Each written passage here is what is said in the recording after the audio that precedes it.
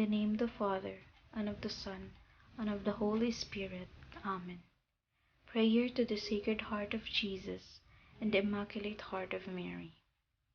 O Heart of Jesus, pierced for our sins, and giving us your Mother in Calvary. O Heart of Mary, pierced by sorrow, and sharing in the sufferings of your divine Son for our redemption. O sacred union of these two hearts, praised be the God of love, who united them together.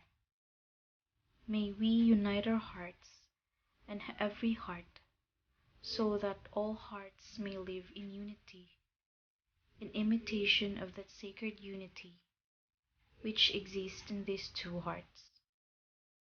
Triumph, O sorrowful and immaculate Heart of Mary. Reign, O most Sacred Heart of Jesus, in our hearts, in our homes and families, in the hearts of those who, as yet, do not know you, and in all nations of the world. Establish in the hearts of all mankind the sovereign triumph and reign of your two hearts, so that the earth may resound from pole to pole with one cry. Blessed forever be the most Sacred Heart of Jesus, and the sorrowful and immaculate Heart of Mary. Obtain for me a greater purity of heart and a fervent love of the spiritual life. May all my actions be done for the greater glory of God, in union with the divine Heart of Jesus and the Immaculate Heart of Mary. Hear and answer our prayers and intentions, according to your most merciful will. Amen. In the name of the Father, and of the Son, and of the Holy Spirit. Amen.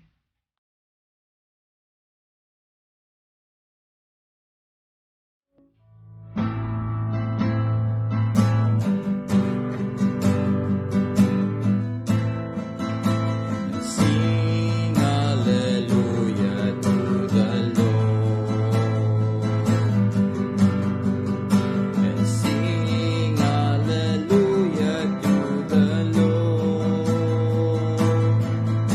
and sing hallelujah, sing hallelujah, sing hallelujah to the Lord. And sing hallelujah to the Lord. And sing hallelujah to the Lord. And sing hallelujah, sing hallelujah, sing hallelujah to the Lord.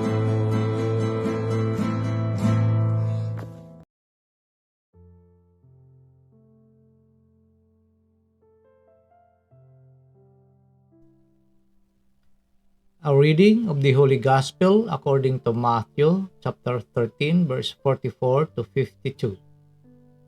Glory to you, O Lord. Jesus said to his disciples, "The kingdom of heaven is like a treasure buried in a field, which a person finds and hides again, and out of joy goes and sells all that he has and buys that field."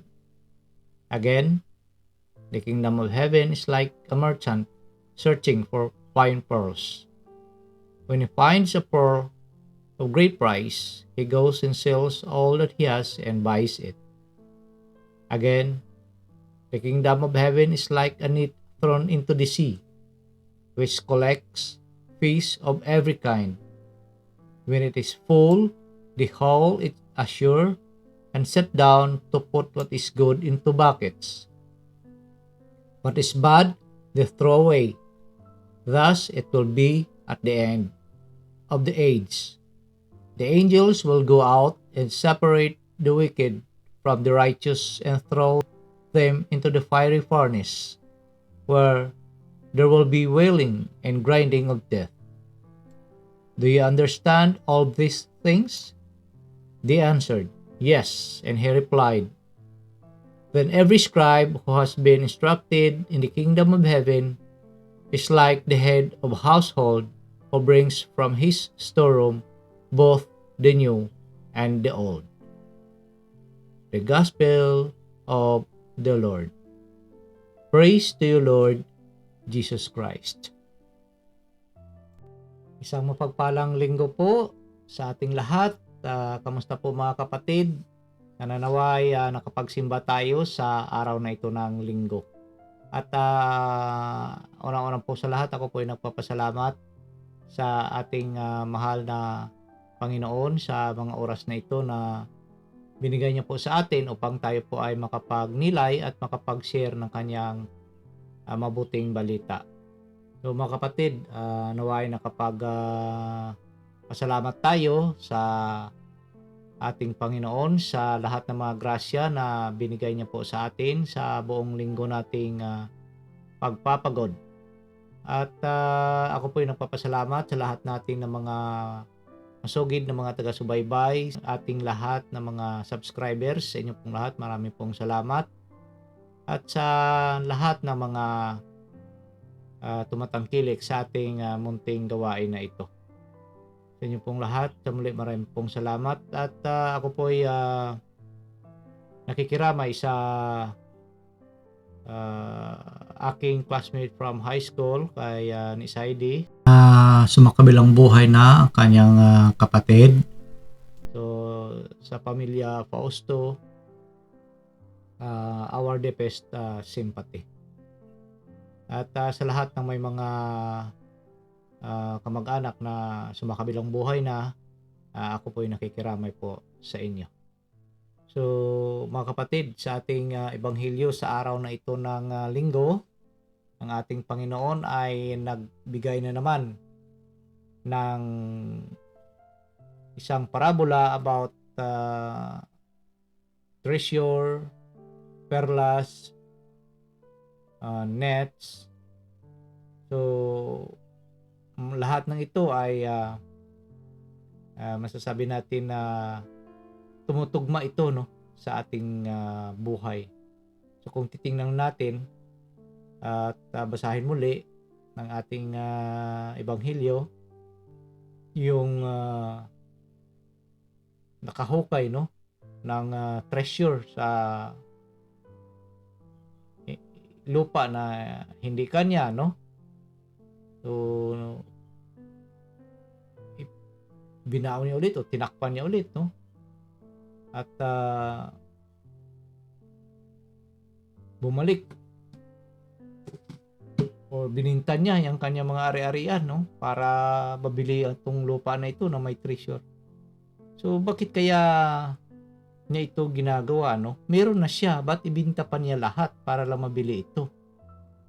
So mga kapatid, kung ating titingnan, ito po yung mga attachment natin sa ating buhay. Iiwanan natin ito, no?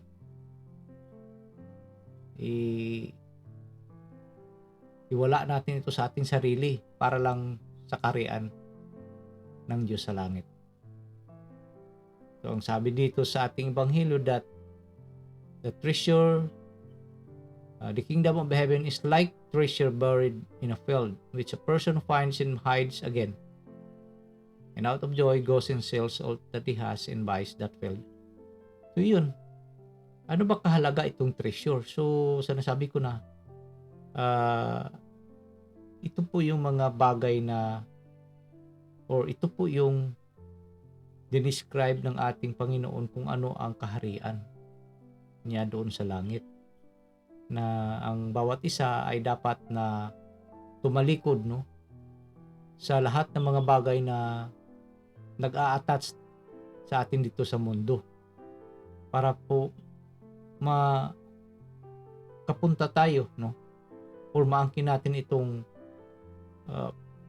treasure na ito, no, which is the kingdom of heaven. So mga kapatid, napakalungkot lang no na tayo sometimes ay nagiging materialistic, no. Mas binigyan pa natin ng panahon ang mga bagay na minsan masasabi natin na tumutulak sa atin ano para gumawa ng hindi maganda. At mga bagay na di natin kayang iwanan, no? Dahil masyado tayo naka-attach, no, dito. So but then minsan masasabi natin that if we lose something in our life or in our property, ating pamumuhay, nawala man yun, but then ang mindset natin ay kahit na mawala ito, babalik rin ito sa akin ng 5 times. Nawala man ako ng isa, but babalik ito sa akin ng 5 beses. Yun yung bang inisip lang natin na ang ibalik sa atin yung material things. But sana naman kung may nawala man tayo sa ating buhay na or sa ating kabuhayan, for example, so sana ang iisipin natin that ang ibalik sa atin ng Panginoon ay yung treasure niya, no, yung yaman na kailangan natin doon sa kabilang buhay. So, but then napakalungkot that dinadasal natin na nawalan ka man, but ang iniisip natin na may ibabalik sa atin yon ng maraming beses, no. At isa pang bagay na pag nagbigay tayo, tumulong tayo, inaasam din natin yung kapalit noon, no. So dito sa ating ebanghelyo, sa parable na binigay sa atin ng ating Panginoon about yung lambat, no, yung net that it collects all kind of fish, no. So dito sa mundo, we are part of it, no. The angels will collect all of us, o kung sino ang masasama ay itatapon doon sa dagat-dagatang apoy, no. But then ang mga mabubuti ay ilalagay doon sa bucket, no. Yung bucket na sinasabi ay yung doon yun mapunta sa kaharian ng langit, no. So sana naway mga kapatid, kung atin lang mapagnilayan ng mabuti itong ating gospel sa araw na ito, sana naway na makaisip tayo that ang pinaka-importanting kayamanan, no, na ating hahangarin ay yung kayamanan na sinasabi ng ating Panginoon, the treasures in heaven, yung kaharian niya doon. Yun sana yung ating hahangarin. So kaya kung ano man ang meron tayong attachment yan sa ating buhay, kung di man natin kayang iwala ito kaagad, pray hardly para dahan-dahan ay magkaroon tayo ng separation or masiseparate ito sa atin, mawala ito sa atin, at makapamuhay tayo ng tahimik. So yun lang po mga kapatid, at sana naway ang banal na espiritu ay gagabay sa atin sa araw-araw nating pamumuhay at ilayo po tayo sa anumang kapahamakan. At sa muli, ako po ay nagpapasalamat sa lahat ng ating mga masugid na mga taga-subaybay, sa ating mga subscribers. Marami pong salamat sa inyo, sa lahat ng mga nag-views at nagsishare ng ating munting pagninilay na ito. Marami pong salamat sa inyo.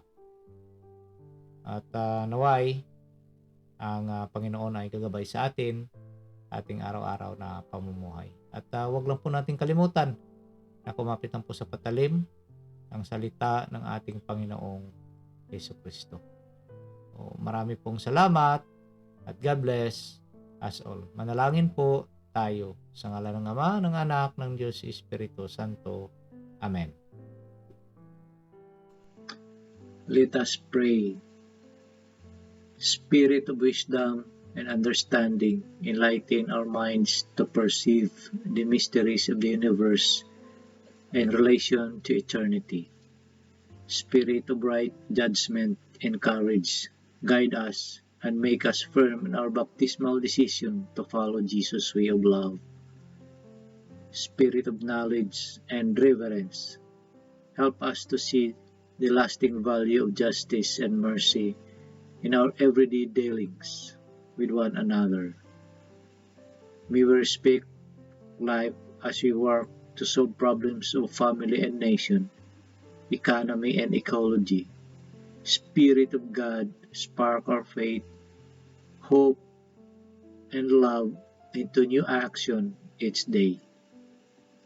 Fill our lives with wonder and awe by your presence, which penetrates all creation. Amen. Sa ngalan ng Ama, ng Anak, ng Diyos Espiritu Santo. Amen.